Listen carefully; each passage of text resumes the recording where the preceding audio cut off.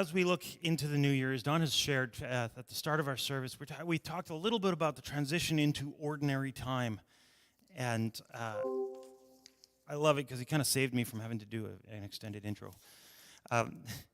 We're 10 days in. 10 days into the new year, and people are already making jokes about how it's just as crazy as 2020 was.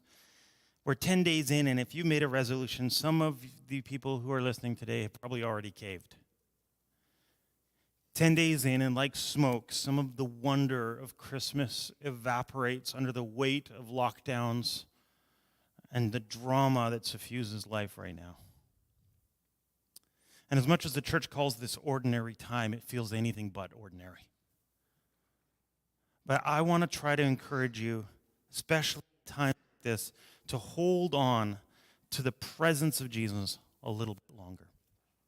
Looking back a little further, 10 years ago, nobody thought that they would be here. I mean, nobody said in 10 years, our neighbors to the south would be dealing with sedition, and the world would be nearly paralyzed medically, socially, in some ways, and in some ways economically, in the throes of a global pandemic. It's sometimes hard to recall details from 10 years ago. Where were we even? Where were you? Having just come through Christmas, we're reminded of the uniqueness of Jesus and the specialness of his life and the strange normality, the collision of the divine and the human, the exceptional and the ordinary. He is a king with angelic and human recognition, with exceptional anticipation. His birth fulfilled dozens of prophecies and promises of God that he couldn't possibly have controlled. Incredible conception, and his early life was marked by such strange circumstances.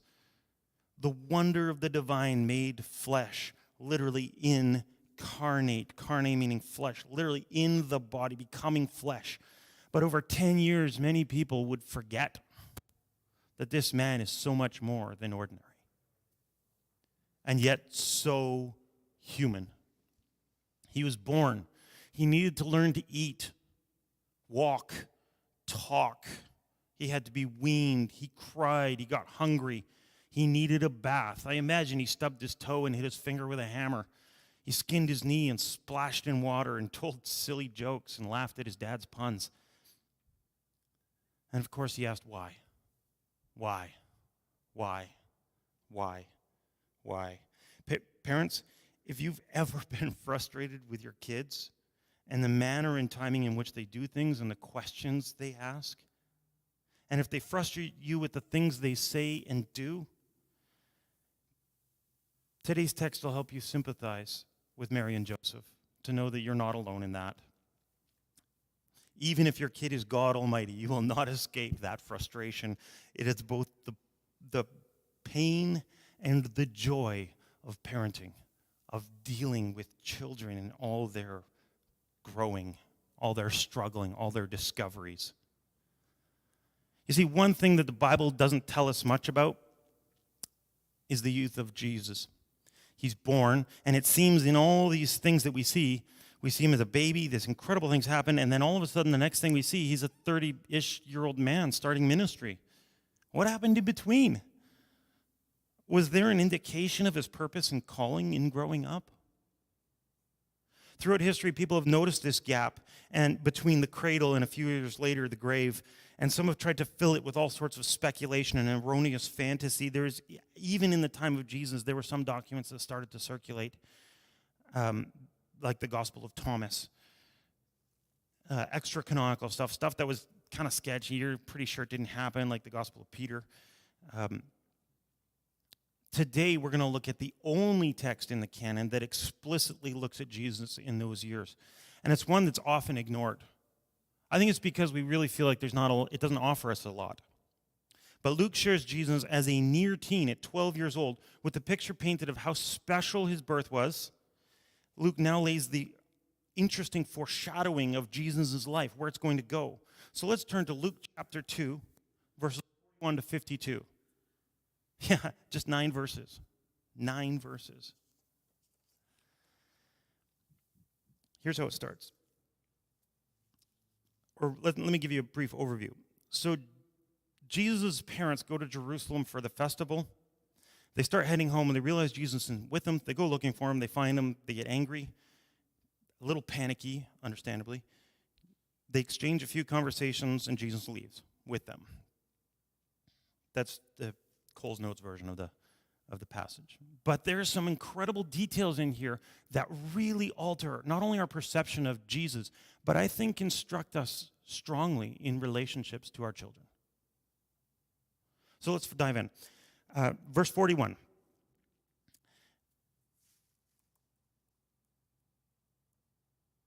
His parents went to Jerusalem every year at the feast of Passover. And when he was 12 years old, they went up according to their custom. Geographically, Jerusalem is higher than others, so it's not up north, but up elevation. So they went up to Jerusalem according to their custom. And when the feast was ended and they were returning, the boy Jesus stayed behind in Jerusalem. And the foreshadowing starts. His parents didn't know it. But supposing him to be in the group, that they went a day's journey, and then they began to look for him among their relatives and acquaintances. And when they did not find him, they returned to Jerusalem searching for him. Probably one of every parent's fears. Where did my child go? Wait a minute. We've traveled a full day, and he must be in Jerusalem still. Let's put this in context. The trip from Jerusalem north to Nazareth is 147 kilometers. By foot, at a healthy pace, you would cover 50 kilometers in a day. That's in one day's travel. You're going from Ottawa to Castleman or to Carleton Place. You might get to our friend Tara and Steve's house in one day's walk. Or if you were inclined to stay in Ontario, you'd make it out to Plantagenet in one day. So you can imagine walking that distance to discover your son is not with you, and then to have to turn around and go back. Now, obviously, it's very unsafe to travel at night, so they would spend the night and then go back the next day. That's horrifying, the thought that your child is missing, and now you can't even start until a full day later. You got to travel back. So I can imagine where the parents were at emotionally in this. It says, after 3 days, they found him in the temple. Have you ever wondered, where did they search? So day one, they discover it, or day one, they travel back. Day two, they spend the whole day looking for Jesus, and it's on the third day that they find Jesus. And you ever wondered where they looked? Did they search in the playgrounds, the local swimming hole, in the markets, at the bakery, over at a relative's house, at his friend's house, among the shepherds maybe? Maybe at the city gate? The well? Where did they look for a whole day and not look at the temple? My wife commented last night. She said, why was Jesus in the last place they looked? And I said, honey, that's a lot like looking for your car keys. They're always in the last place you looked. Because it's not like you look for your car keys on the couch and on the counter and, they're on the counter, but I'm going to continue to look in my bag and in the car and outside in the other car. We don't keep looking after we found it. So she kind of gave me the death glare at that moment. And I was like, I know what you're saying. Why did they take so long to look in the temple? Why did it take them so long? Didn't they know who he was? Didn't his birth set him out as special? Didn't last week when he presented him to the temple and they said, this is our son who is going to be representing and serving God? Wouldn't they think to look in the temple first? Well, 12 years can do a lot to your memory and your thoughts. And to be honest, when people are scared and stressed and panicked, they tend to not think. So I get it. Here we are in the middle of a lockdown, trying to deal with our kids. Kids, you're trying to deal with your parents. This is not easy. You're going to do dumb stuff. You're going to not think. Be kind to one another. Choose to be a little more patient. And, my wife said, look, I've tried that. Trying to be patient doesn't work because he can't, I'm going to have more patience now. She said, patience is the fruit. Compassion is the commitment. So instead of trying to be more patient with people, try to be more compassionate. Patience will come. It's the fruit of being compassionate and suffering for a while under struggles. Anyways, so it's interesting. They find him.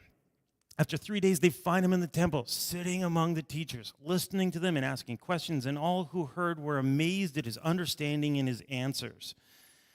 Oh, okay. Let's just pause for a second. So in our church, we've got a couple of really amazing kids. We've got Adrian and Seth, who are coming up to the age of Jesus in this text. Kalik and Chloe, you're pretty close. Gabe and Noah, you're just on the other side of that. But Liana and Hayden, you are right at the same age as Jesus at this point. So why is that significant? Well, where did they find Jesus? Not just in the temple. They found him sitting among the teachers. Okay, if he was in Nazareth, Nazareth would have one or two, maybe really three really smart people, little fish in a little pond. They're the biggest fish in their pond, so to speak. They were the smartest guys in Nazareth, so there's only two or three of them. But you get to Jerusalem, the capital, the place. It's where the teachers would sit. Everybody who's anybody would be the teachers there. And as was the custom of the time, as it is today, you have a group of leaders sitting together. People just don't invite themselves into that. And these aren't just any teachers. They were the best teachers. And so finding Jesus sitting among them is an explicit statement that they had accepted Jesus as one of their own. That's where Mary and Joseph found Jesus. Can you imagine, Liana or Hayden? Can you imagine you're sitting there with all the smartest Bible, the Pope, people like Eugene Peterson or Stott, your pastor, everybody you know that are like the really important leader, Justin Trudeau, they're all sitting in this group talking about what's going on with life and culture. And they're like, hey, you seem to understand this. Come sit with me. Doesn't that seem crazy? So let me tell you about why. Because it was very likely, in the Bible, Paul, the Apostle Paul, he had a teacher, a guy named Gamaliel, a really brilliant man. He appears in the Bible in Acts chapter 5. He said, he came to the defense of the disciples. And he said, look, I advise you, careful guys, leave these disciples of Jesus alone. Let them go. For if their purpose is the activity of humans, it's going to fail. But if it's from God, you won't be able to stop them. In fact, you're going to find yourself fighting against God. You do not want that. And so Gamaliel was a very insightful and wise man. Gamaliel was likely in that group which Jesus sat with. He taught in Jerusalem, was a teacher in the temple. In fact, what's more astonishing when I realized this is that Paul was about the same age as Jesus. And so was Nicodemus. That means that Jesus, sitting up on the platform as the teacher with the teachers, looked down into the crowd and very possibly saw Paul and Nicodemus sitting down below. Jesus, the teacher already. Very possible. It's astonishing because Jesus sitting among them, what stands out is that, and again, if you want to grow in wisdom, if you want to grow in insight, it's Jesus lays out the pattern, seeking and finding teachers, listening, asking questions, pursuing understanding, and answering the questions asked of you. So it says there, Jesus sat among the teachers, listening to them and asking the questions, and all who heard him were amazed at his understanding and his answers. Now I love this because it's not the questions, the way this is phrased, is not that Jesus was just like, well, where did the earth come from? Why did God create the Sabbath? Those weren't the questions Jesus was asking. It's like the teachers were teaching, and Jesus turns to them and goes, really? So how does that fit with Jeremiah, with what he says? How does that fit with Amos about justice? How does that fit with Micah when he says that God has shown you what is good? And the teachers go, whoa. What? And so Jesus, here we see he is an exceptional child. He's not just anybody. And he sat there with Gamaliel, and he demonstrated his understanding of the law. And so as we go forward from here, we're going to continue our series on the Sermon on the Mount. We're going to talk about what was it about Jesus' understanding of the law that was different. And there we go. So when we look at Jesus and the law, we're going to talk about it in terms of three kind of buckets. We talk about the law, we talk about the heart, and we talk about the body of teachings, which is where we did our first part in the series. We talked about it in terms of these three contexts. And now as a bit of kind of gravy for you, where the heart and the law connect, that is where the role of the prophets step in, where the morality and relationships happen. Where the law and the teachings connect, that's where ethics are. That's where the scribes and the Pharisees function. But where your ethics and your relationships collide, that is the role of the priest. And yet Jesus stands at the center of all three. He had no qualms about speaking about morality and tuning our understanding of morality. He had no qualms about touching on ethical issues and challenging our ethical perception. But most importantly, he went to the heart to deal with relationships. And so we'll be continuing our series with the last part of it. Next week we'll talk about treasures in heaven. Following that we'll talk about worrying, judging, effectiveness in prayer, and then how to recognize the truth and false things of faith.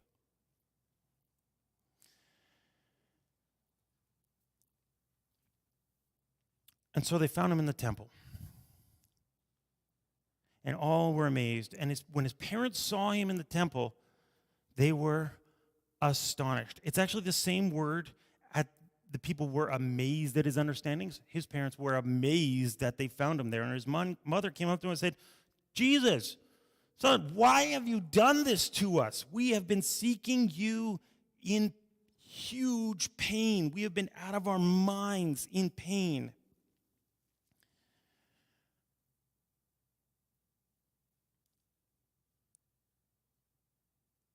You know you're an adult when you look at Mary and Joseph in this moment and you go, yep,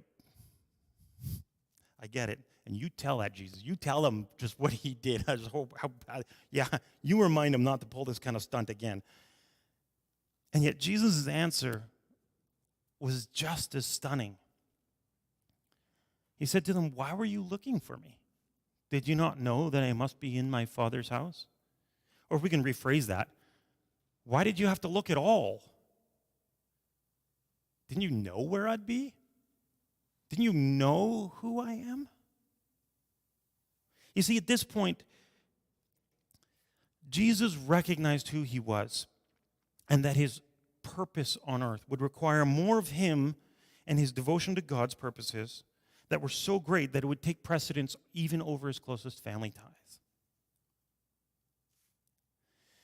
And probably the most terrifying verse in this passage, verse 50.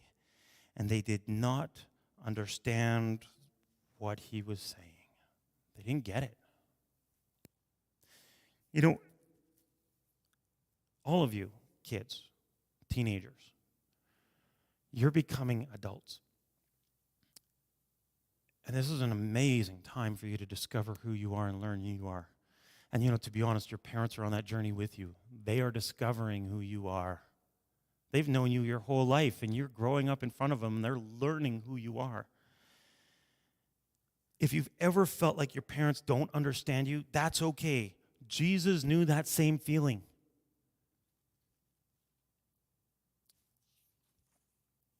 So parents, work hard to listen to your children. Take time to draw them out. Date them. Go on a date with your kid. Show them how to relate as an adult. Model for them respect and kindness and faith. Continue to. Collaborate with them as they grow. But children, teens, youth, though your parents do know you, they still need your help to see and understand you. Just like Jesus, his parents didn't get it. He's like, hey, guys, don't you get it? This is who I am. Don't you know I should be about my Father? Already he uses a term that most people would not have dared use. My Abba. Don't you know that I'd be about him? And they didn't get it. Your parents aren't mind readers. They're smart, but they can't know what's going on inside your head and heart. As you grow, your parents want you to succeed in life and relationships. Lean into them. They want you to succeed. Because real relationships, like mutual relationships, boyfriend, girlfriend, one day marriage, that kind of stuff, if that's God's path for you, they're not always going to want to make it work. Your parents will. Learn to relate with health and boundaries and kindness with your parents because they're going to help you get there. When you get a girlfriend, or boyfriend, they might not help you get there. They're going to test that. And so your parents are a deep well of resources for success in life. Help them know you. It will benefit you greatly. And so I